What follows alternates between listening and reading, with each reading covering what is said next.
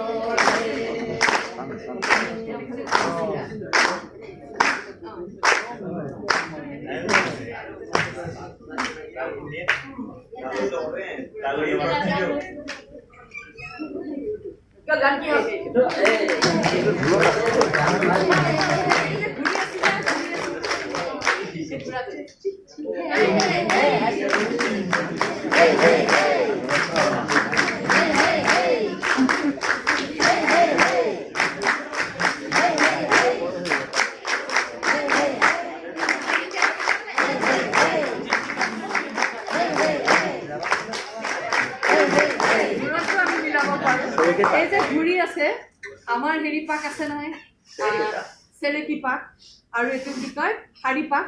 শাৰী পাকত আমি চেৰেকি পাকটোত আমি দুইটা কৰোঁ, এইটোক এনেকেও যায় এনেকেও যায়। এইটোত আমি এইটো লগাব পাৰোঁ।